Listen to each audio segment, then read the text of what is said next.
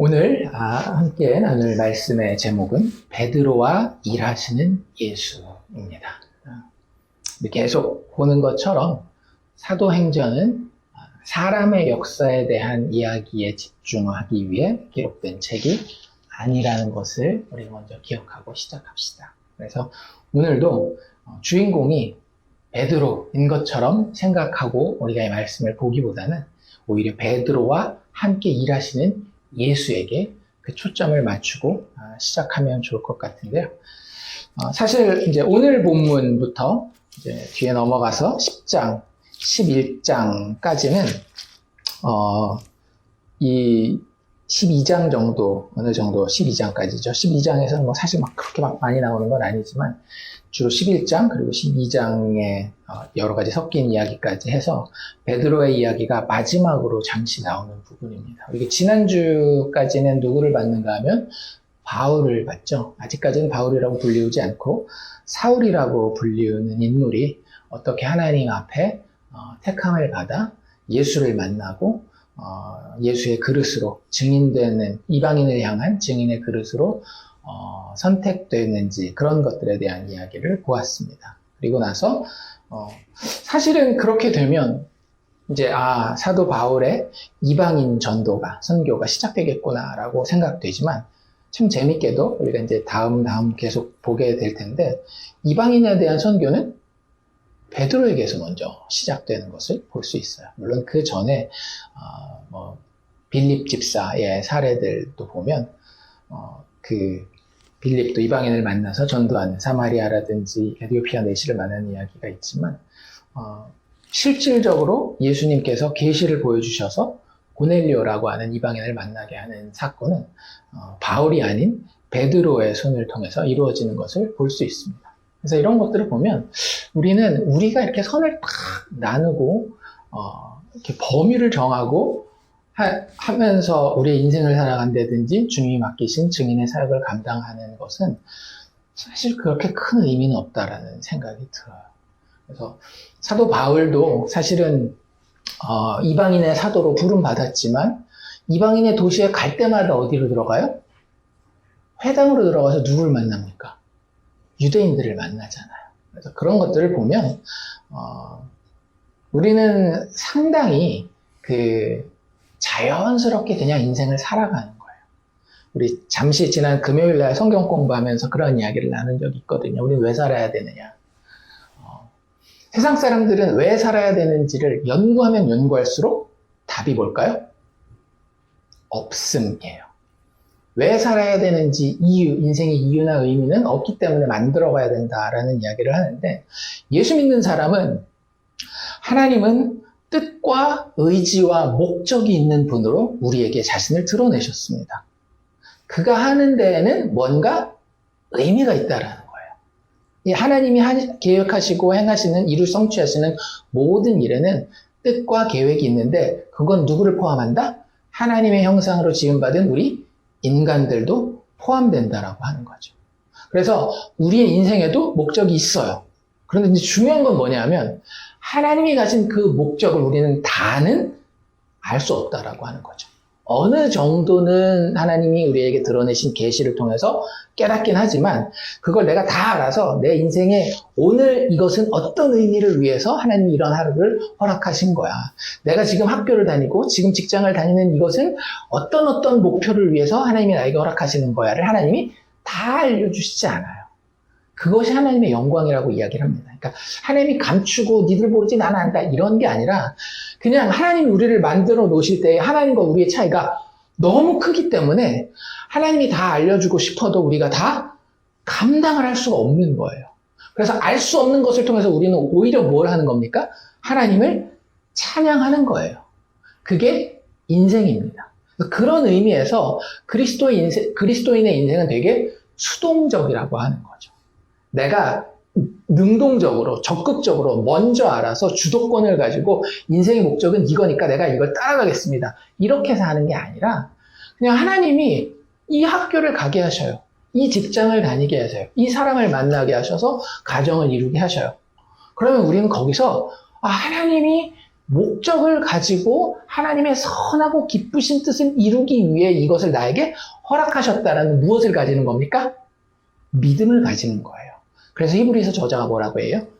믿음이 없이는 하나님을 기쁘시게 할 수 없다라고 하는 게 그런 거예요.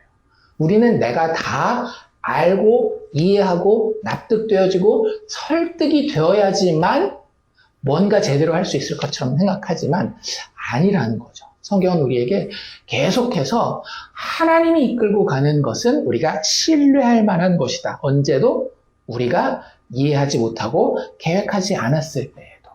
그러니까 인생이 그런 것처럼 하나님이 맡기시는 사역이라고 하는 부분도 사실은 그런 것들이 되게 많이 드러나 있는 것을 오늘 본문을 통해서도, 아니 이전과 이후에 나오는 사도행전의 여러 이야기를 통해서도 우리가 볼 수 있다라고 하는 겁니다.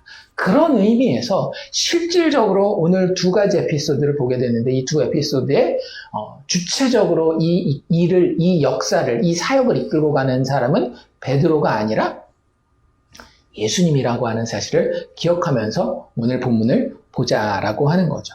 그래서 아까도 이야기한 것처럼 이제 이방인에 대한 선교는 온전히 그 사도 바울이 그 계시를 받았으니까 그 계시 받은 대로 딱 이방인에 대해서는 바울이, 그리고 이제 유대인에 대해서는 베드로가 이렇게 할 거라고 우리가 단정 지을 필요는 없다라고 하는 거예요. 하나님이 우리에게 말씀하신 것들은, 그러니까 자꾸 이렇게 생각하기 쉬워요. 그러니까 나는 거기는 절대 안 돼. 나는 이방인에게만 보냄을 받았으니까 이방인에게만, 나는 유대인에게만 부름 받았으니까 유대인에게만, 이런 게 아니라 하나님이 그런 큰 방향을 주시지만 하나님은 여전히 박스에 갇혀 계시지 아니하고, 하나님 왜 일로 미시지? 이런 것들을 느낄 수 있어야 된다는 거예요. 그러려면 뭐가 중요하겠어요? 우리의 평상시의 영성이 되게 중요한 겁니다. 말씀 보고 기도하고 하나님을 구하고 부족하더라도 또 일어나는 거예요. 그게 우리는 가능한 존재가 되었어요. 왜요? 예수 그리스도의 십자가 때문에. 우리가 어제 죄짓고 어제 게을렀고 어제 영적으로 한 주간 동안 영적으로 무능했어도 다시 우리는 진짜 빵끝 없는 얼굴로 하나님 앞에 설 수 있는 존재가 되었습니다. 이게 그리스도인의 특권이자 능력이에요. 예수 그리스도의 십자가의 의의가 없다라고 한다면 얼마나 창피하겠어요, 우리의 인생이. 얼마나 후회되겠어요. 얼마나 웃을 수 없을 만큼 참 이렇게 우울증처럼 디프레스 돼가지고 그 하나님 앞에는 물론이고 내 스스로와 사람들 앞에 못 쓰겠어요. 예수 믿는 사람들은 사실 어떻게 보면 세상의 기준으로 이야기한다면 꼭 그렇다는 게 아니라 뻔뻔한 사람처럼 볼 수도 있는 겁니다. 근데 그게 그래서 나는 괜찮아, 그게 아니라 그게 괜찮지 않다라는 것을 알지만 그 괜찮지 않은 것을 책임지신 분이 있다라는 걸 아는 거죠. 누구? 예수 그리스도. 내가 괜찮지 않지만 나를 괜찮게 회복시키시는, 온전히 회복시키시는 예수 그리스도가 있기 때문에 그분 의지하여서 다시 서는 거예요. 사역도 그런 겁니다. 베드로가 여기 서기까지 항상 잘난 모습이고 항상 본인이 적극적인 의도를 가지고 한치의 오차도 없는 계획을 통해서 이 자리에 있는 게 아니라고 하는 것을 기억해야 돼요.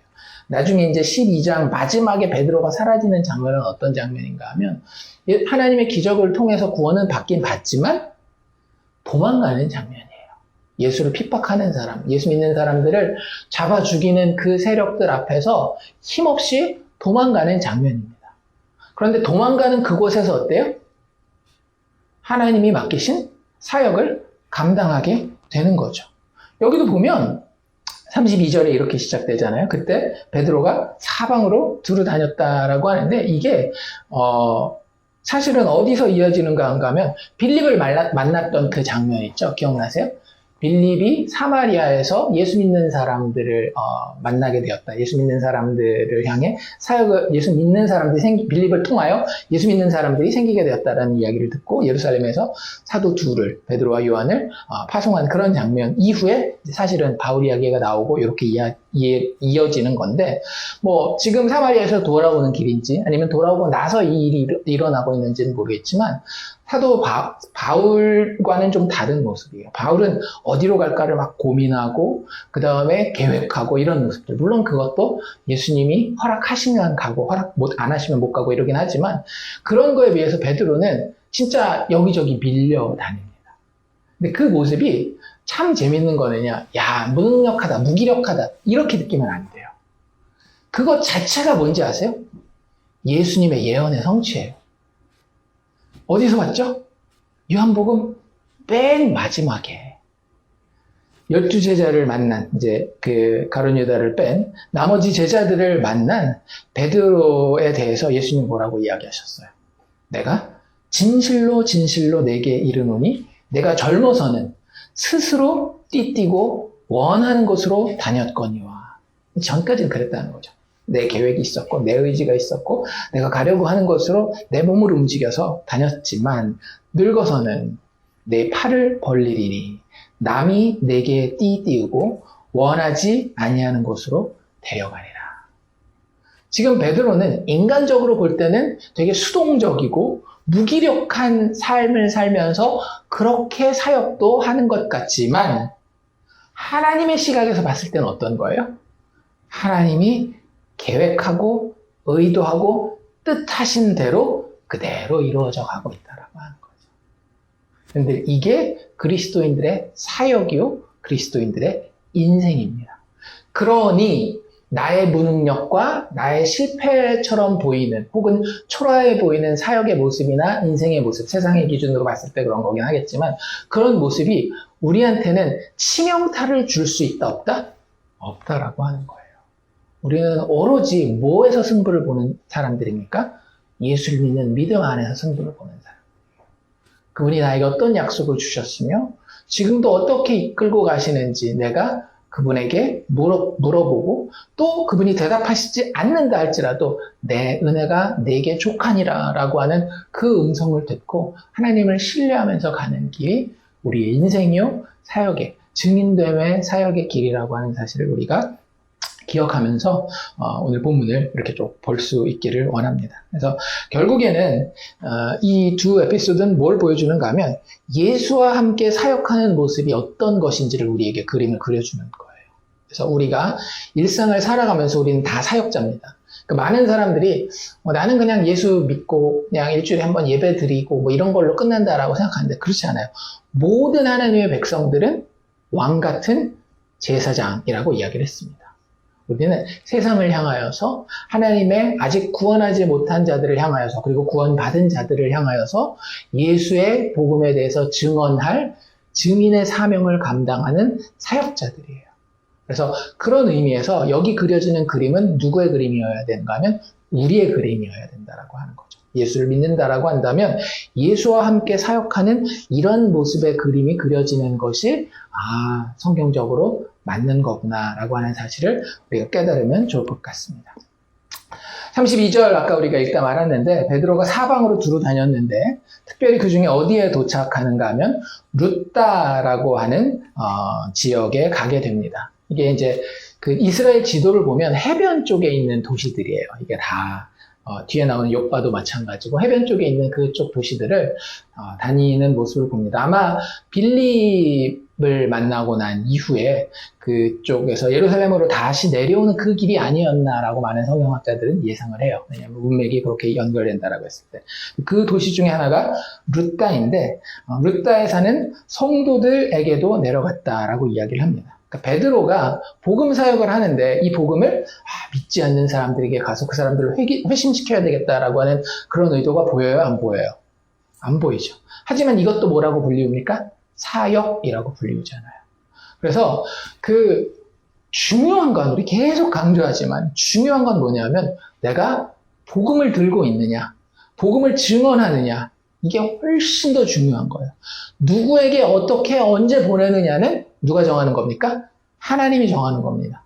우리가 그걸 알 수도 있고 미리 알 수도 있고 알지 못할 수도 있어요. 그냥 내가 어디로 그냥 밀려 갔는데 거기서 증인으로 있다 보니까 하나님이 보내신 게 맞구나라고 오히려 부르심을 콜링을 나중에 깨닫는 경우들도 상당히 많이 있습니다. 그래서 그런 거에 대해서는 우리는 걱정할 필요는 없어요. 중요한 건 우리가 다닐 때마다 증인으로 서 있어야, 예수 그리스도 복음의 증인으로 서 있어야 된다라고 하는 거죠. 그리스도께서 죄인들을 위해 죽으시고 다시 살아나셨으면 그가 지금 죄인인 나를 구원하셨고 만약에 그 사람이 믿는 사람이라고 한다면 당신도 구원하지 않았습니까? 얼마나 놀라운 일입니까? 함께 하나님을 찬양하고 하나님께 영광 돌리고, 만약에 그 사람이 믿지 않는 사람이라고 한다면 그 사람에게 복음을 전하는 그런 일이 증인들을 통해서 이루어지는 거고요. 그리고 일반적으로 보면 베드로도 그렇고 아까 얘기했던 그 다음에 이제 우리가 계속 보게 될 바울의 사례도 보면은요, 하나님 일반적으로 그리스도인의 삶의 발걸음을 누구에게로 이끄는가 하면 믿는 사람들에게로 이끌어요. 이걸 우리가 꼭 기억해야 돼요. 많은 사람들은 이제 이렇게 생각하죠. 우리 안에 들어와 있는 양들은 이제 됐어. 다 들어왔으니까 예수님이 이야기하신 것처럼 잃어버린 양 한 마리를 찾아서 우리는 간다라는 생각을 상당히 많이 하는데, 실질적으로 하나님은 그리스도인을 부를 때 뭐라고 부른다라고요? 여기도 나와 있는 것처럼 성도라고 부르잖아요. 이거 자체가 단수입니까? 복수입니까? 복수란 말이에요. 그 무리가 함께 모이는 거예요. 모여서 뭐 하겠어요? 서로가 서로에게 예수를 증언하거든요. 그래서 우리가 사역할 때 일반적으로 우리의 발걸음은 믿음의 형제 자매들을 향하도록 하나님이 부르시기 쉽겠구나라는 예상을 하면 좋습니다. 그럼 마음의 부담도 훨씬 덜할걸요.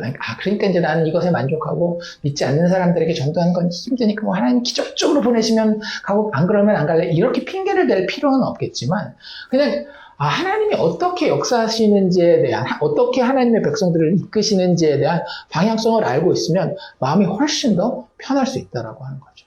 하나님은 우리를 증인으로 부르시되 증인들끼리 모여서 그들이 서로가 서로를 세우고 돌보고 성장시키는 데에 이 모임을 사용한다라고 하는 사실을 기억하면 좋을 것 같아요. 그래서 베드로도 성도들에게 갔다라고 하는 거예요. 베드로가 처음 예루살렘을 떠난 것도 이유가 뭐였어요? 사마리아에 성도들이 생겼기 때문 아니었습니까? 그러니까 그 다음에도 여러 도시들을 다닐 때 성도가 생겼다라고 하는, 그 지역마다 가서 뭐 하는 거예요? 직접 예수님과 3년 동안 그의 공생애를 경험한 것, 그리고 그가 부활 후에 만나서 자신들에게 이야기해준 예수 그리스도의 그 영광스럽고 능력 있는 그리스도의 모습을, 메시아의 모습을, 왕의 모습을 더 분명하게 확실히 해줌으로써 그들의 믿음을 공고히 하고 그들의 믿음이 성장할 수 있도록 돕는 그런 사역을 지금 베드로가 감당하는 것을 볼 수 있습니다. 그리고 또 한 가지 재밌는 건 뭐냐면 그들을 뭐라고 부르고 있다라는 거예요? 성도들. 그러니까 한국말로는 이 성도라는 말이 너무 교회에서 흔하게 쓰니까, 누구누구 성도님 이렇게 흔하게 쓰이니까 별 큰 의미가 없을지 모르겠지만, 영어 번역은 뭔지 아세요? 세인트예요. 천주교에서 성 베드로, 성 요한, 이런 얘기를 하잖아요. 굉장히 높고 위대하고 그 인생이 너무 거룩해서 일반 사람들은 감히 범접할 수 없는 이런 사람들을 부를 때 쓰는 표현이 세인트, 헬라어 표현으로는 하기오스 이런 표현을 쓰는데, 그 표현을 그냥 예수 믿으면 그냥 성경은 다 붙이고 있다라는 거예요. 여러분들, 우리는 누굽니까? 세인트입니다. 세인트 주와 세인트 선. 하나님은 우리를 그렇게 부르는데 전혀 부끄러움이 없으세요. 왜? 우리가 우리의 의의를 가지고 하나님 앞에 선 게 아니기 때문에. 하나님은 우리가 예수의 의의를 가지고 그분 앞에 선 것을 알기 때문에, 그 믿음 가지고 주님 앞에 선 것을 알기 때문에 그들을 거룩하다, 거룩하다, 거룩하다 칭한다라고 하는 거죠. 참 우리는 그런 걸 보면 대단히 높은 지위를 하나님으로부터 부여받은 거예요. 이사야 선지 기억나세요? 이사야 선지자가 하나님을 만났을 때 천사들이 거룩하다, 거룩하다, 거룩하다 할 때 이사야 선지자는 어땠어요? 화로다. 내가 거룩하신 하나님을 배웠도다 하면서 죽을 것 같이 두려워하잖아요. 그런데 하나님이 친히 우리를 예수의 이름으로 만날 때 우리를 아예 하나님이 우리를 부르는 표현이 거룩하다라는 표현이라고 하는 거죠. 우리가 그런 존재가 되었고요. 그런 존재로서 하나님의 그리스도인 예수의 증인된 삶을 산다라고 하는 사실을 가지고 인생을 살아갑시다. 우리에게 능력이 있다 없다? 없어요. 하지만 우리에게 자신감은 충만해요. 왜냐하면 내가 사는 것이 아니라 내 안에 그리스도께서, 그분의 의로 나는 살아가는 것이기 때문에. 어쨌든 이 루다에 가서 성도들을 만난 베드로는 어떤 한 사람을 만나게 됩니다. 그 사람의 이름은 애니아예요. 저는 어려서 이제 착각을 했어요. 애니아가 이름이 한국식으로 들을 때는 약간 여자 이름 같잖아요. 그래서 두 명의 여자아이를 치료해주는 이야기로 이렇게 연달아서 봤는데 애니아는 남자입니다. 어쨌든 남자는 뭐 그렇게 중요한 건 아니고 이 사람의 더 중요한 특징은 뭐였는가 하면 8년 동안 중풍병으로 누워 있었다라고 이야기를 합니다. 그러니까 뭐 우리식으로 얘기를 하자면 푹 맞아서 침대에서 전혀 일어나지 못하는 그런 사람이었던 거죠. 그리고 그렇게 돼 있었던 지도 8년이라고 이야기를 하는데 특별한 의미가 있다라기보다는 굉장히 오랜 기간이고 그의 인생이 꽤 오랜 기간 거의 영혼처럼 느껴지겠죠. 지금 이 8년이 지난 이후에는 평생 그런 것처럼 아무것도 할 수 없는 무능력한 상황 가운데 있는 그런 모습으로 있었던 사람이 바로 애니아라고 하는 사람입니다. 본문에 나와 있지 않기 때문에 이 사람이 뭐 진짜 안 믿다가 지금 베드로가 왔다 그러니까 뭐 부흥 집회를 하면서 그 집회에 초청받아서 처음 온 사람인지 아직 안 믿는 사람인지 아니면 그 교회 공동체에 계속 속해 있었던 사람인지는 정확하진 않지만 학자들의 추는 약간 어느 쪽으로 기우는가 하면 그 공동체에 속해 있었던 즉 예수를 믿는 성도였다라는 쪽으로 많이 생각을 합니다. 저도 본문을 봤을 때 그런 것 같아요. 특별히 뭐 초대교회가요 어떤 사도가 왔다고 부흥회를 하고 그러지는 않은 것 같아요.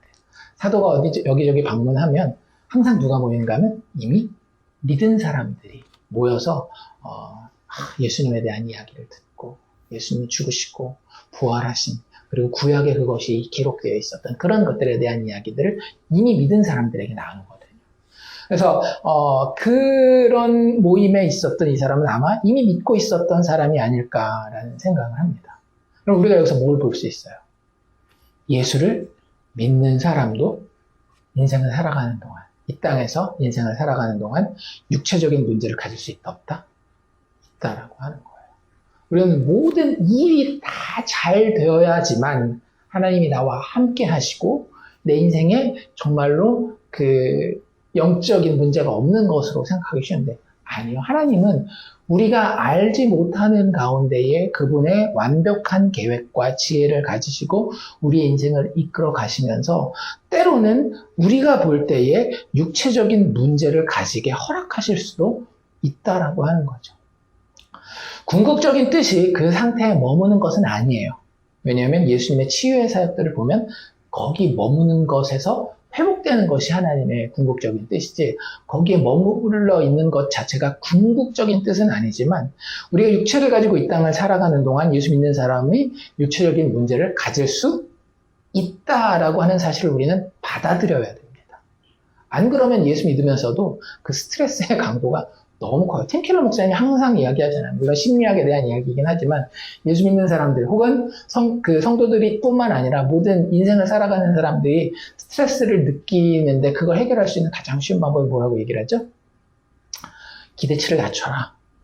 뭐 이렇게 뉴욕 맨하탄 교통 상황을 예를 들면서 거기서 다른 데서는 뭐 우리 달라스 있을 때만 해도 살짝만 그쳐도 어머 큰일 났어 막 이런 상황인데 뭐 맨하탄이나 뭐 이런 데서는 주차하다가 살짝 받은 거는 부딪혔네 그냥 가고 뭐 이런 정도. 그래도 다른 데 있던 사람이 맨하탄 와서 그런 일을 당하면 엄청 놀라고 막 스트레스 받고 하지만 뉴욕 사람들은 재수 없네 그 정도 하고 그냥 지나간다라고 하는 거죠.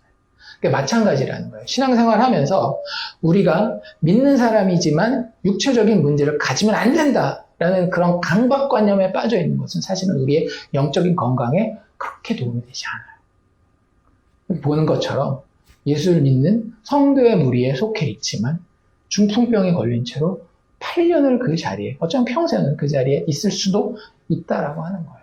이유는 우리가 정확하게 모르죠. 하지만 하나님께 우리의 삶을 맡기고 신뢰하면서 하나님이 궁극적으로 하나님의 기본적인 뜻은 그것을 회복시키리라라고 하는 소망을 가지는 겁니다. 이 땅에서 안 되면 어디에서라도 하나님이 완성하실 그 나라에서라도. 그래서 그걸 보여주는 거예요. 지금 이 사역은 34절에 보면 베드로가 이르되 애니아야 예수 그리스도께서 너를 낫게 하신다라고 이야기를 하고 있죠. 그래서 지금 베드로는 누구의 이름으로 사역을 하고 있어요? 내가 이렇게 위대한 사도니까 하나님으로부터 능력을 받았어. 애니야 너 일어나라고 이야기를 하지 않습니다. 정확하게 이 사역의 주인이 누군지를 명명하고 있어요. 예수 그리스도가 이 사역의 주인공이라고 하는 거예요. 주사역자는 절대 베드로가 아닙니다. 베드로는 대언자일 뿐이에요. 지금 여기서 주인공으로 일하시는 분은 예수 그리스도라고 하는 거죠. 그럼 여기서 이제 일이 어떻게 돼요? 그렇게 돼서 병을 치료받잖아요. 이 일의 능력은 베드로에게서 나온 겁니까? 아닙니까? 아니에요. 우리가 인생을 살아가면서 뭔가 성취를 했을 때, 뭔가 어그러진 것이 펴지고 망가진 것이 회복되었을 때에 그것은 다 누구의 일이다? 하나님의 일이다. 좀 더 구체적으로 얘기를 한다면 아들 예수 그리스도의 죽음과 부활을 통하여 하나님의 백성들에게 이루어지는 회복 혹은 그 회복의 그림자라는 사실을 알아야 됩니다. 그래서 믿음으로 하지 않는 모든 것이 죄라고 이야기를 하는 거예요. 우리가 선한 일을 하거나 의미 있는 성취를 하는 것 하나님의 뜻 맞습니다. 왜냐하면 하나님의 뜻은 우리가 망가진 데서 회복되는 거예요. 근데 우리가 망가진 건 우리는 항상 뭐로 생각하는가 하면 육체적인 상황이 망가진 게 망가진 거라고 생각해요. 그런데 그렇지 않아요. 그것은 증상일 뿐입니다. 뭐가 망가졌어요? 우리는 사실은 하나님과의 관계, 영혼이 망가져 있는 상태거든요. 거기에서 육신의 질병도 그림자의 그 증상으로 드러나는 것이고, 경제적인 어려움도, 여러 가지, 전쟁의 문제도, 심리적인 우울감도 다 그 하나님과의 관계가 망가진, 우리의 영혼이 망가진 것에 대한 그림자적 증상으로 우리에게 드러나 있는 것인데, 그걸 회복하는 것이 하나님의 뜻이라는 것을 하나님은 계속해서 지금 보여주고 있는 거예요. 병자를 치유한다든지 먹는 문제를 해결해 준다든지 이렇게 해결되는 것처럼 너희들이 진짜 그 문제의 근원으로 가지고 있는 하나님과의 관계, 너희들의 영적인 문제가 회복되는 것이 하나님의 뜻이며 하나님은 예수 그리스도의 능력을 통해서 그분의 대속적인 죽음과 부활을 통해서 죄인들의 삶에 그것을 완성할 것이다 라고 하는 것을 보여주는 것이 그리스도인들의 사역의 의미라고 하는 거죠. 여기서는 베드로라고 하는 인물을 사용했을 뿐 여전히 그 사역의 주인공으로 역사하시는 분은 예수님이시며 여기 드러난 능력은 베드로의 것이 아닌 예수의 것이라고 하는 겁니다. 그것이 도구인 우리를 통해서 드러나기 위해서는 우리에게 필요한 건 그럼 뭐겠어요? 예수 그리스도와의 깊은 교제라고 하는 것입니다. 그분의 성령 안에서 충만해지는 것이 우리가 이 능력을 힘입어서 이 일을 행할 수 있는, 우리가 준비할 수 있는 한 가지 부분이라고 하는 거죠. 그랬을 때 우리는 그 일들이 성취되었을 때 영광을 누구에게 돌리겠어요? 하나님께 돌리는 겁니다. 예수 그리스도에게 그 이름의 영광을 돌리는 겁니다. 왜 우리가 기도에 대해서 이런 얘기 하잖아요. 하나님 뜻대로 다 어차피 될 것이면 우리가 왜 기도를 합니까? 근데 기도해야 되는 이유는요, 그분께 영광을 돌리기 위해서요. 우리가 뭐라고 기도해요? 하나님 이렇게 이루어 주시옵소서, 이렇게 회복하여 주시옵소서, 하나님 이렇게 우리를 도와주시고 구원하여 주시옵소서라고 기도한 자는 그 일이 이루어졌을 때 뭐라고 고백하겠어요? 내가 잘나서 이만큼 노력했으니까 주님 됐지요 라고 할 수가 없어요. 나 스스로에게도 그렇게 이야기할 수 없습니다. 깊이 그 문제에 대해서 나의 무력감을 가지고 나의 무능력함을 하나님 앞에 고백하며 정말 예수 붙들고 기도한 사람은 그럴 수가 없어요. 이것은 오직 당신의 능력으로만 이루어지는 것입니다. 그것이 삶의 모든 분야에 적용되는 거예요. 운전을 한 것도 내 운전기 소리 들었으니까 아니요. 운전하다가 갑자기 숨이 멎어지면 어때요? 갑자기 재채기가 나가지고 이건 핸들 잘못 꺾으면 어떡하려고요? 그런 것들 다 막아주시는 것이 하나님의 은혜예요. 밥을 먹고 건강한 것도, 내가 공부할 수 있는 것도, 나가서 내 가족을 부양할 수 있는 돈을 버는 것도 세상 사람들은 그냥 일반 은총의 범위 하에서 내가 이만큼 준비했고 이만큼 노력했으니까 라고 생각하지만 예수 믿는 사람들은 모든 것을 특별 은총으로 감당한다라고 하는 거죠. 주님이 하십니다. 그러니 평상시에 제일 중요한 건 뭐겠어요? 주님과의 친밀한 관계예요. 그분이 나를 도우시고 나의 무능력을 그분 앞에 들고 나아가서 기도하고, 베드로가 그랬다라는 거예요. 실질적으로 우리가 이야기하는 사역이 있어요. 사역이 크기 이런 건 중요한 건 아니지만 하나님께서 어떤 한 인물을 통해서 영혼들을 구원하시고 회복시키고 하시고 하는 그런 예들을 보면 그런 사례들이 되게 많습니다. 한 번은 이런 일도 있었대요. 찰스 스펄전 목사님이 목회하는 그 교회가 워낙 유명하니까 사람들이 이제 자주 방문하는데 5명의 청년이 런던에 있는 그 찰스 스펄전 목사님 교회에 방문을 하러 갔어요. 근데 그 문 앞에서 한 신사분이 나와서 환영을 하면서 우리 교회에 우리 교회를 따뜻하게 데피는 그런 어떤 그 장치를 제가 한번 보여드려도 될까요? 안내하면서 우리 교회 자랑입니다. 이렇게 얘기를 하는 거예요. 그 시대니까 우리는 히터도 있고 막 그렇지만 뭐 그런 게 뭐 부족한 시대였을 수도 있겠죠. 그래서 안내를 받아서 가는데 한 그 복도를 쭉 따라서 가는데 저 끝에 거의 그 막다른 데까지 가고 거기 문이 하나 있는데 그 문을 열고 그 교회 전체를 대피는 그 따뜻하게 하는 장치를 보여줬는데 그게 무엇이었는가 하면 700명의 기도의 용사였어요. 그리고 그걸 소개하고 자랑한 사람 누구였는가 하면 스펄전 목사님 본인이었던 거예요. 그러니까 자기가 무슨 일을 하는지 내 능력이 어디서 오는지 알고 있었던 거죠. 여러분들 그게 예수가 우리를 통하여 일하는 방법입니다. 우리의 능력은 사실 그렇게 썩 중요하지 않아요. 우리가 눈으로 보기에 세상적인 기준으로 보이는 그런 결과물의 어떤 크기나 모양 이것도 별로 중요하지 않아요. 진짜 중요한 건 뭐냐면요. 예수가 일하느냐라고 하는 거예요. 예수가 일하시면 우리는 행복합니다. 그리고 거기에는 반드시 능력이 있게 돼 있어요. 예수가 일하는데 어떻게 능력이 없겠어요? 예수가 일하시면 우리의 모든 어그러진 것들이 펴지게 돼 있다니까요.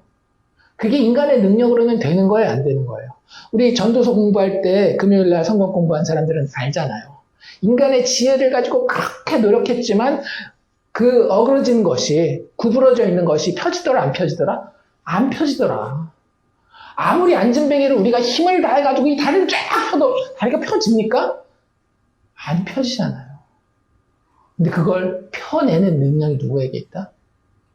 예수 그리스도에게 있다. 우리는 그 일을 위해서 부름받은 사람들입니다. 참 놀랍고 영광스러운 자리에 있는 사람들이에요. 예수 믿는 자들이요. 힘을 내시고 고개를 들고 어깨를 펴십시오. 어제 죄 지었습니까? 하나님 앞에 깨갱하고 회개하고 엎드리고 다시 또 어깨를 피는 거예요. 그걸 어쩌면 성경은 부활의 능력, 부활의 생명이라고 이야기합니다. 우리는 인생을 살다 보면 우리 스스로에게 자괴감을 느끼고 무능력함을 느낄 때가 얼마나 많이 있어요. 깊은 고민 가운데 오래 빠지잖아요. 사람들은 그걸 보고 인생에 대해서 깊게 고민해 나는 참 깊은 친구야 이렇게 얘기하는지 모르겠지만 인생은 그렇게 사는 거 아니에요. 하나님이 계획하신 인생은 정말로 기쁜 가운데 능력 가운데 사는 것입니다.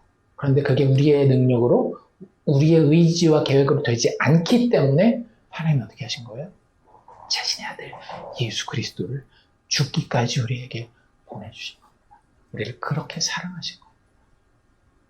그게 우리가 서 있는 자리예요. 그러니까 우리가 흔히 얘기하는 사역자, 사명자의 자리도 막 엄청나게 막 내가 의지력을 가지고 해야 되는 그런 자리가 아니라 그냥 당연하게 있게 되는 자리라고 하는 거죠. 하나님이 창조하신 그 세상을 아담아, 하와야, 내가 너희와 함께 다스리기를 원한다 라고 이야기했던 것처럼 우리의 인생은 그것을 위해서 하나님과 교제하고 하나님이 이루신 일들을 같이 이루기 위해서 우리의 인생은 부름받은 거예요. 그러니 어떻게 사명자가, 사역자가 안 될 수가 있겠어요? 목회자만, 무슨 직분을 가진 자만 아니에요. 존 메가드 목사님은 그러더라고요. 교회에서 무슨 공적인 것은 하지만 그의 개인의 삶에 개인적인 사역의 증거가 없다면 그건 상당히 건강하지 못한 그리스도인 삶의 모습이라고. 그러니 항상 우리는 이 사명감을 가지고 살아갑시다. 우리는 사역자예요. 그런데 그 사역의 모습은 이런 모습이라고 하는 거죠. 예수가 나와 함께 일하십니다. 예수가 나와 함께 하셔서 이런 능력을 보여주시는 거예요. 그 사역의 결과는 어떻다라고요? 아픈 자가 회복된다라고 하는 거죠. 하나님 우리를 사용하셔서 사람들이, 우리 주변에 있는 사람들이 그 아픔으로부터 회복되는 거예요. 아까 얘기했지만 그 그림자의 어떤 부분이 회복될지는 우리는 몰라요. 그게 병이 낫는 것일 수도 있고 심정적인 부분들이 회복되는 것일 수도 있고 경제적인 부분이 회복되어 있는 것일 수도 있고 그건 여전히 누구에게 달려있다? 하나님의 주권에 달려있다. 그건 우리가 결정할 바는 아닙니다. 그런데 예수께서 역사하시면 반드시 어떤 일이 일어난다? 회복의 역사가 일어난다. 그런데 그림자로서의 회복이 마지막이 아니라 그 궁극적인 지점에는 뭐가 있다? 우리와 하나님과의 관계, 우리의 영혼의 문제가 회복되는 것이 하나님 앞에서는 예수 그리스도의 사역을 통하여 기정사실이라고 하는 거죠. 그리고 우리를 통해 일어난 그 일은 다른 사람들에게도 보여진다라고 하는 거예요. 그래서 여기 어떻게 돼 있어요? 그가 일어나서 자리를 정돈하라 하니 곧 일어나니 룻다와 사론에 사는 사람들이 다 또 그를 보고 사역의 결과를 보고 주께로 돌아온다라고 하는 거죠. 그러니까 이 사람 보고 다른 사람들도 똑같이 그 병이 낫다라고 얘기하지 않죠. 사역의 결론은 결국 누구에게로 다시 돌아가요? 우리의 구원자인 주 예수 그리스도에게로 돌아가는 거예요. 우리의 사역의 그 결과물처럼 보이는 외적인 모습에 집중한다. 내 주변에 있는 사람들과 그 사람을 보는 다른 사람들이 예를 들어서 병이 나은 것에 집중한다. 혹은 돈을 잘 버는 경제적으로 회복되는 이런 것들에 집중한다라고 하면 우리의 사역은 다시 한번 재고해 봐야 되는 겁니다. 우리의 사역도, 우리의 사역의 결과도 다른 사람들을 어디로 돌아오게 해야 되는 거예요? 예수께로 돌아오게 해야 되는 거예요. 그러니까 우리는 거기에만 집중하면 되는 거예요. 사실 그게 쉽지는 않잖아요.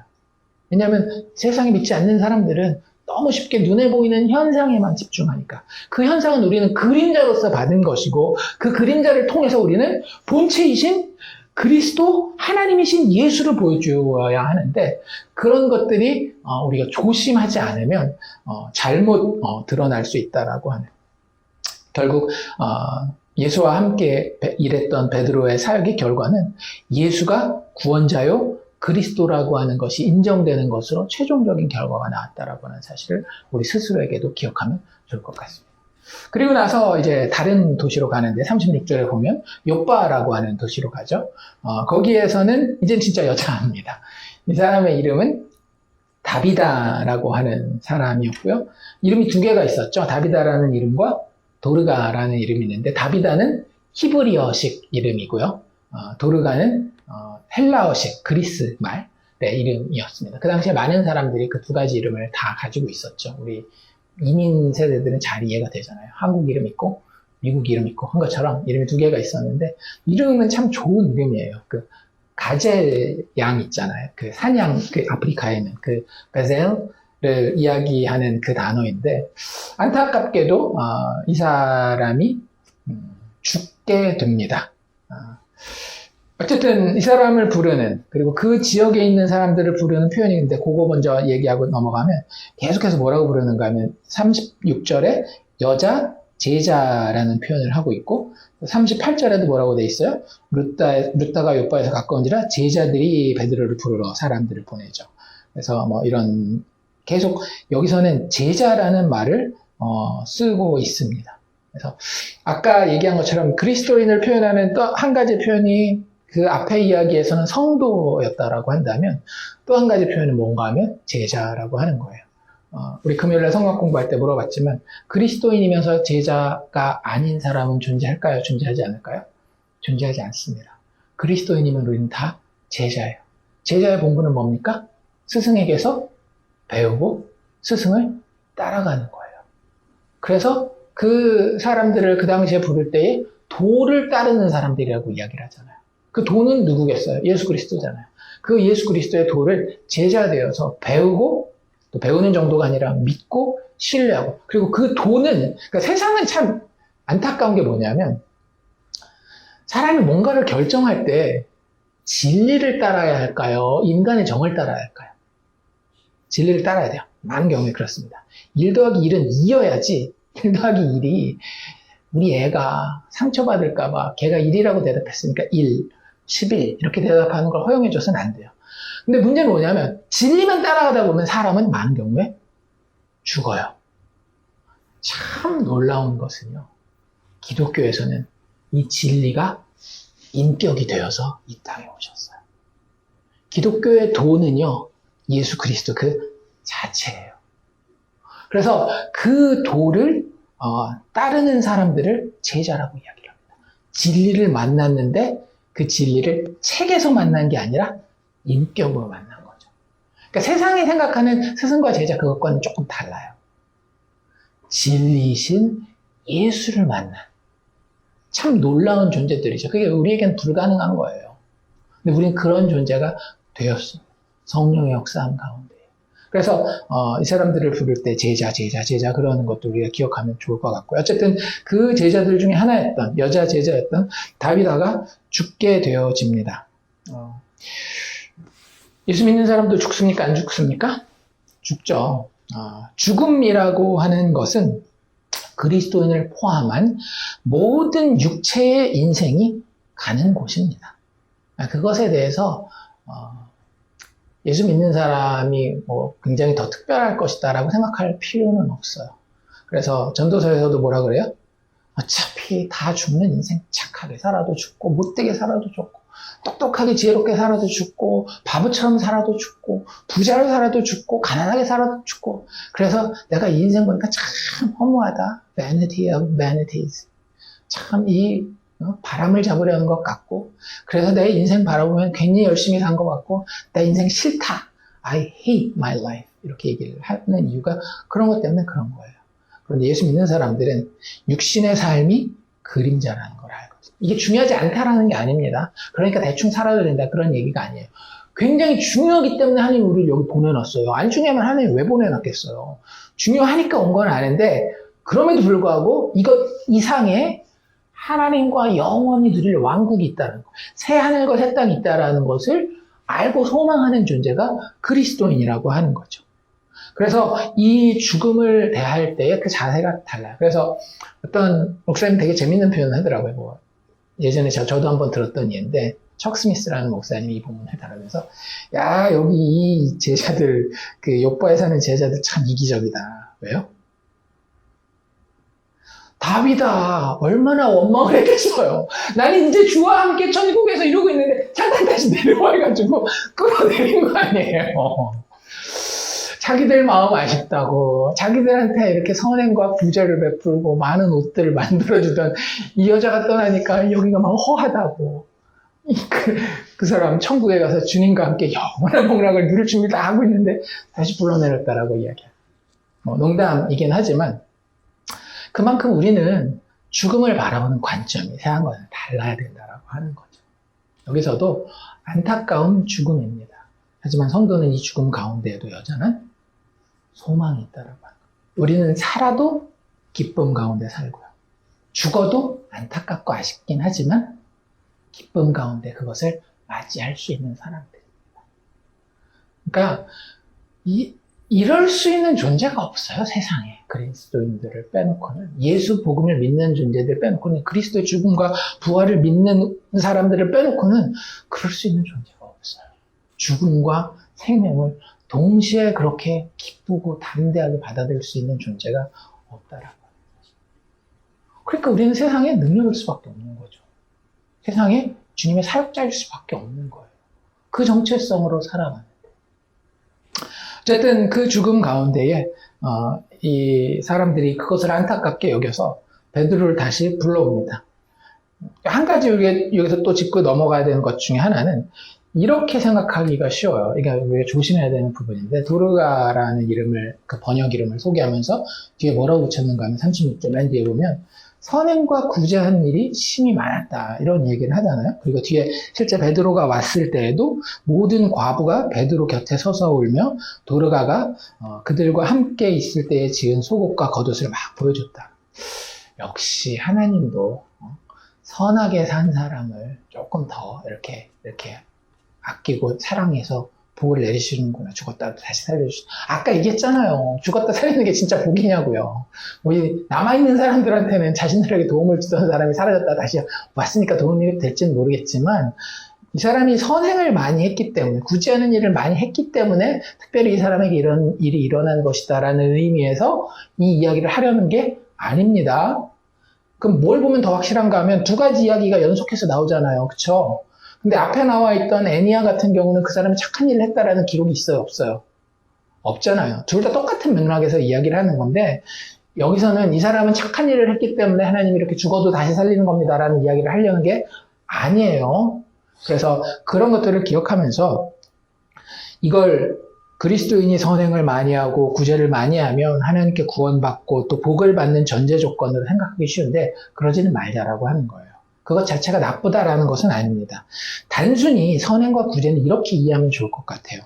신자가 삶을 사는 데에 자연스럽고 기본적인 방향성이에요. 다시 한번 이야기합니다. 우리에게 더 이상 율법은 존재하나요? 안 하나요? 존재하지 않아요. 율법이 존재한다면 오로지 하나만 존재해요. 뭐만? 생명의 성령의 법. 그 생명의 성령의 법이 뭐예요? 한 단어로 예수 그리스도예요.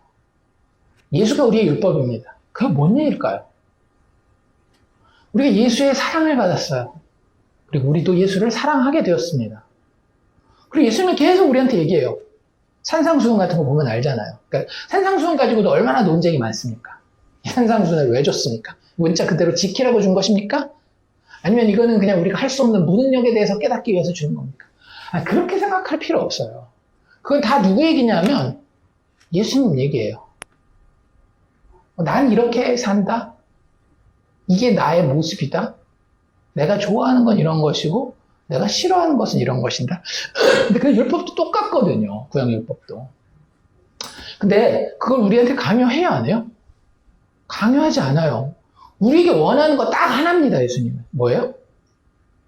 베드로에게 물어봤던 그 질문. 내가 나를 사랑하느냐? 사랑합니다 하면 어떻게 될까요? 너 사랑하니까 내가 이런 거 봤지? 너도 이거 다 해야 되겠어? 안 해야 되겠어? 그거 아니에요. 사랑해. 참 좋다. 네, 아이스크림 먹으러 예수님이랑 같이 갔어요. 근데 난 아이스크림은 초콜릿이나 딸기처럼 향 들어간 것이 그냥 단순하게 심플한 바닐라가 좋아. 그러면 예수님이 싫어한다는데 굳이 하겠어요? 안 하겠어요? 안 하죠. 그런 거예요. 자랑할 게 없어요. 이건 조건에 대한 문제가 아니라고 하는 거죠. 조건과 자격으로서 선행과 구제가 우리에게 주어지지 않아요. 그러니까 자꾸 그런 얘기 하잖아요. 왜 예수 믿는 사람들은 믿음만 중요한 것이고 도덕적인 것은 우리의 구원에 아무 상관이 없느냐 이런 얘기를 하는데 처음부터 잘못 이해하고 있는 거예요. 그냥 예수님이 누구인지 알고 그분을 사랑하면 흔히 세상이 이야기하는 혹은 걱정하는 그 사람들이 이야기하는 도덕적인 것은 굳이 말한다면 따라오게 돼 있어요. 사람마다 정도의 차이가 있고 수준의 차이가 있고 방향성이나 강조점이 좀 다를 수는 있겠지만 예수를 닮아갈 수밖에 없는 거예요. 그래서 여기서도 우리는 다비다의 이 선행과 구제를 칭찬하고 우리 닮아가야 됩니다. 그럴 필요는 있다 없다? 없다. 예수 믿으니까 당연히 저렇게 하는구나. 그 중에서 이 사람은 좀 더 그게 두드러지게 보였던 것이고 그에 대한 추억이 그래서 더 아련하게 남았었던 그런 사람으로 그냥 이해하면 되는 겁니다. 어쨌든 그 제자들이 이 사람이 죽었을 때에 보통은 장사를 바로 치르죠. 나사로 같은 경우 어땠어요? 예수님을 불렀음에도 불구하고 오기 전에 날짜가 되니까 그냥 무덤에다 갖다 집어넣고 장사를 치르잖아요. 근데 이 사람들이 베드로에 대한 이야기를 듣고 있었던 것 같습니다. 베드로가 어디 있는지 알고 있었던 것 같아요. 그래서 이 사람을 장사를 치르지 아니하고 방에다가 이렇게 잘 다락방에다가 눕혀놓고 빨리 예수님이 아니고 예수님의 제자였던 물론 이 제자를 통해서 예수님이 역사하시겠지만 베드로를 부르러 사람 2명을 보냅니다. 그 사람들이 지체하지 말고 와달라고 간청하고 베드로는 그 일에 어때요? 내가 다 알고 있었어. 그럴 줄 알고 내가 계획도 다 하고 있었지. 설교도 다 준비해놨고 기도문도 다 써놨어. 그랬어요? 전혀 모르고 있었잖아요. 부르니까 가야 되나 보다 해서 가는 거예요. 이게 우리의 사역의 모습입니다. 부르니까 가는 거예요. 때로는 그게 진짜 환상에서 예수님을 보고 들을 수도 있겠지만 많은 경우는 그냥 사람이 옆에서 불러요. 필요한가 보다 하면서 갔는데 우리는 거기 사역자가 되는 거예요.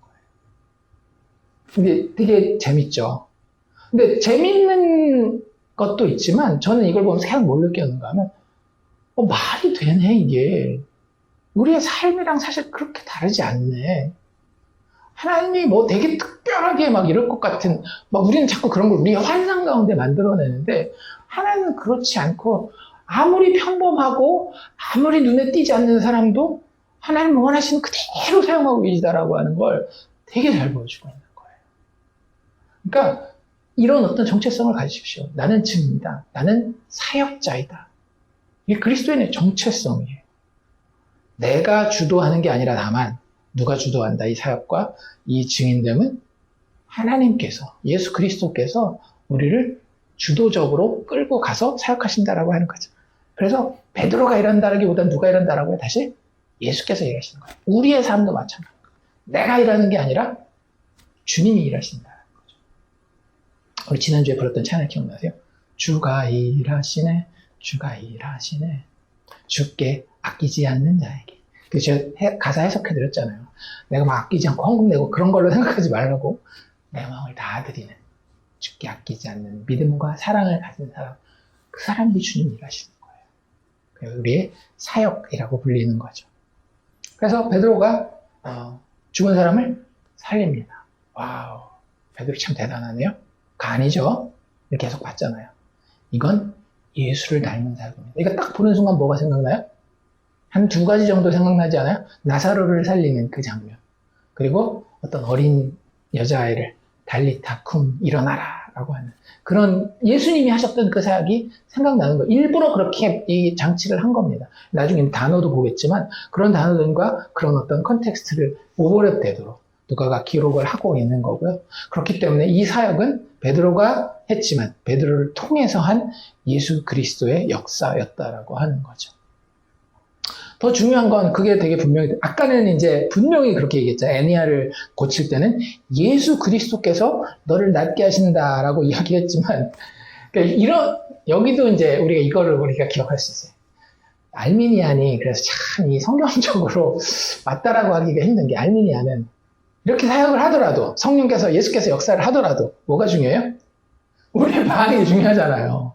근데 앞에 이야기를 보면 좀 그래요. 앞에는 주석서들이라든지 이런 것들을 보면 애니아 같은 경우는 네가 일어나서 자리를 정돈하라 한데, 이 사람이 애니아가 믿음으로 순종하는 마음으로 그 명령, 예수님의 명령이 합치해서 자기가 벌떡 일어났더라. 그러니까 이런 기적이 일어났지라고 얘기를 하는데, 문제는 이게 계속 병렬로 나온다 그랬잖아요. 두 가지 사건이 비슷한 모습으로 지금 그려지고 있는 거거든요. 근데 이 도르가는 어때요? 일어나! 들어요, 못 들어요? 도르가는 지금 뭐예요, 육체적으로? 실체예요. 믿음으로 반응할 건덕지가 있다, 없다? 없다라고 하는 거예요.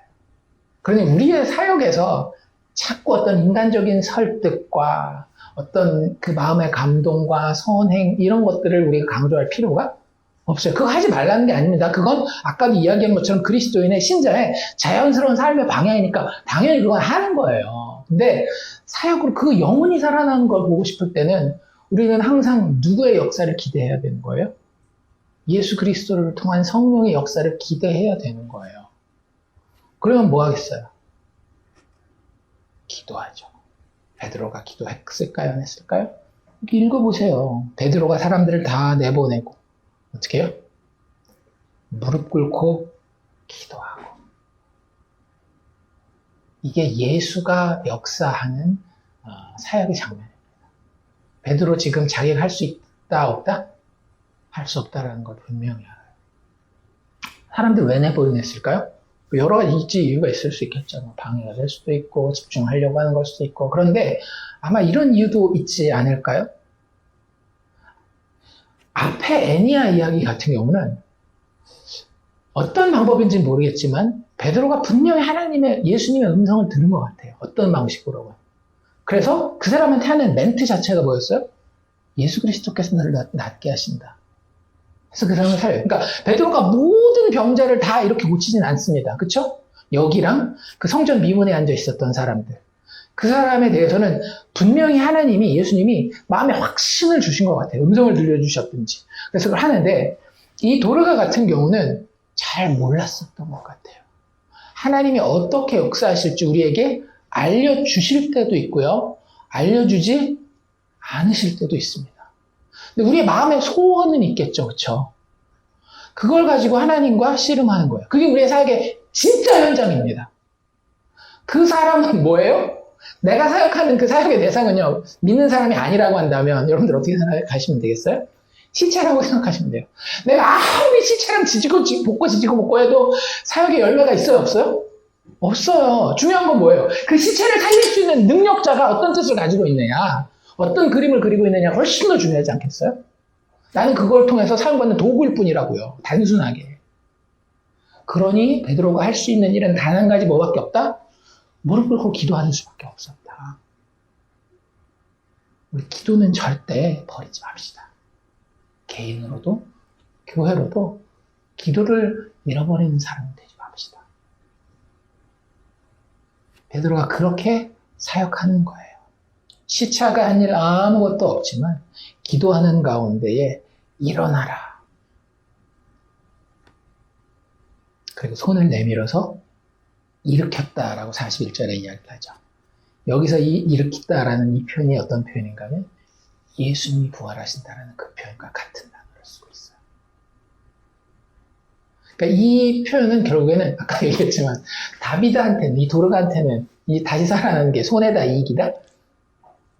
100% 손해라니까요. 주님과 함께 영원히 천국에 있을 거를 끄집어내려가지고 다시 육체의 고난을 받아가는 그 삶으로 불러낸 거니까.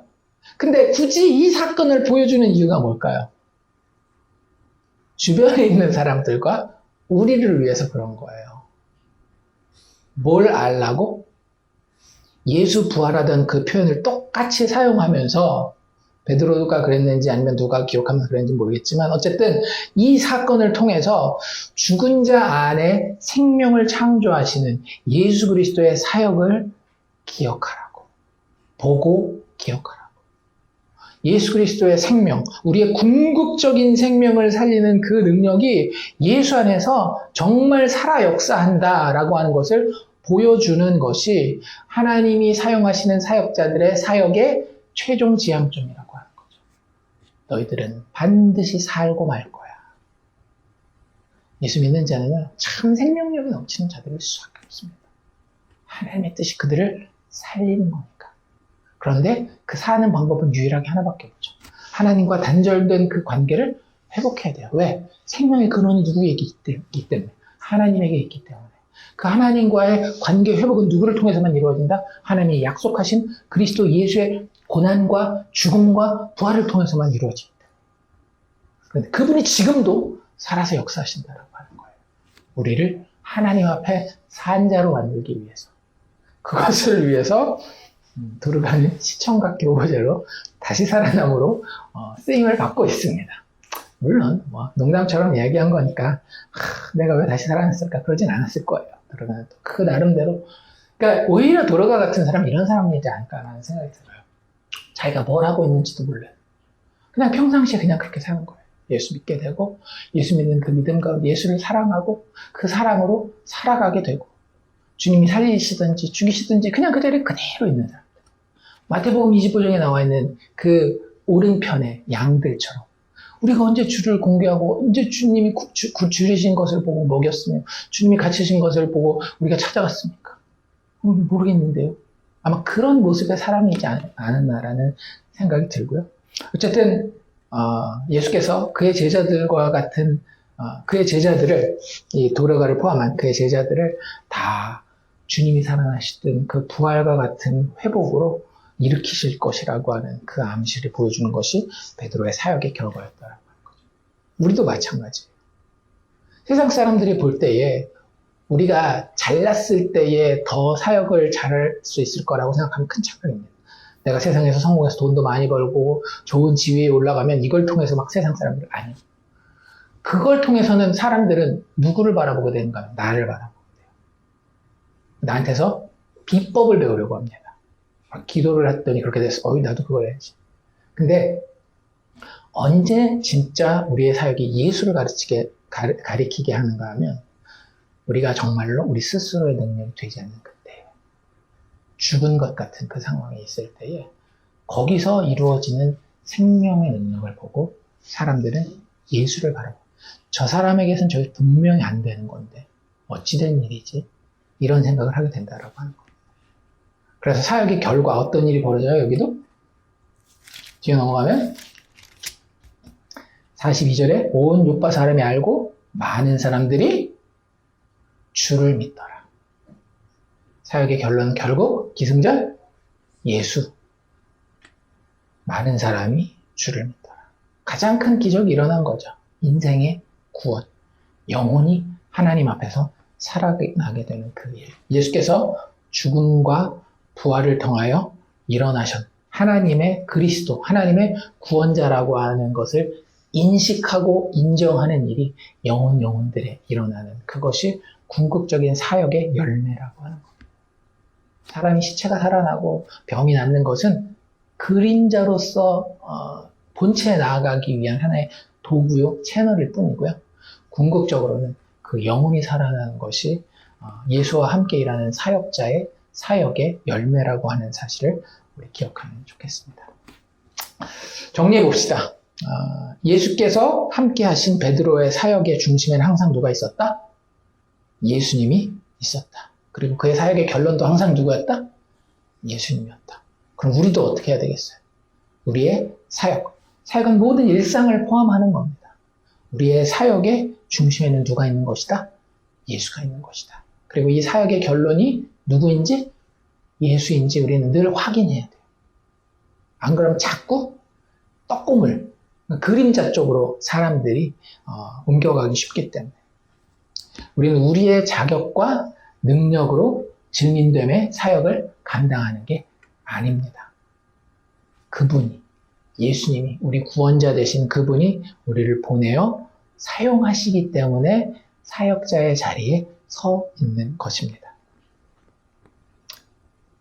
그리고 우리는 그분이 감당했던 일을 그대로 감당하는 거예요. 그분이 감당한 일이 뭐예요? 누가복음에 세례 요한의 제자들이 와서 물어보죠.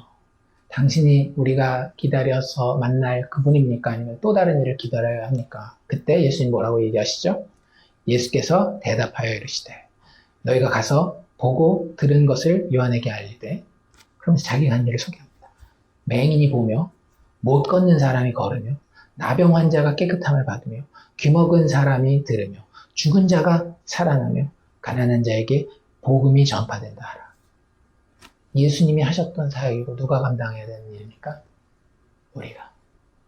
우리를 통하여서 가난한 자들에게 복음이 전파될 것입니다. 우리를 통하여서 죽었던 자가 살아날 것입니다. 영적으로 죽었던 자가 살아날 수도 있고요. 진짜 육체적으로 죽었던 자도 살아날 수 있어요. 하지만 궁극적으로 그것이 지향하는 방향성은 뭐라고요? 하나님을 향하여 죽어있던 자가 살아나게 되는 그 일이 예수를 통하여 일어났고 우리를 통하여 일어났다라는 거예요. 우리를 통해서 하나님을 보지 못했던 맹인이 예수 그리스도 십자가의 아름다움 가운데 하나님을 보게 되며, 하나님 앞에서 아무것도 할 수 없고 아무것도 갈 수 없었던 무기력했던 못 걷던 사람이 뛰며 춤추고 하나님을 찬양할 수 있는 하나님 앞에 온전한 자가 될 것이고, 하나님 앞에 문둥병자로서 더러웠던 사람들도 그 모든 죄의 깨끗하게 함을 받은 자로서 하나님 앞에 의인으로서 담대하게 서며, 우리의 사역을 통해 하나님의 음성을 듣지 못하던 자들이, 성령의 인도하심을 듣지 못하던 자들이 예수 그리스도의 영이신 성령의 음성을 듣고 하나님의 음성을 듣고 산 자로서 이 세상에서의 육체의 삶도 살고 영원한 소망의 생명의 삶을 가지게 된다는 사실을 우리가 기억합시다. 그런 사역의 자리에 우리가 부름받았고 지금 쓰임받고 있는 겁니다. 앞으로 그럴 것이다가 아니라 우리도 모르는 사이에 그 사역의 현장에 부름받아 여기 있는 거예요. 예수는 여전히 자기 제자들인 우리를 통해서 이 일을 하고 계십니다. 주님이 허락하시는 이 인생에서 주님이 친히 맡기시는 거예요. 얼마나 참 영광스럽습니까? 주님이 친히 맡기시는 이 일을 예수 죽음과 부활과 그 구원의 소식 가운데에 능력 있게 전달할 수 있는 우리가 되기를 주의 이름으로 축원합니다.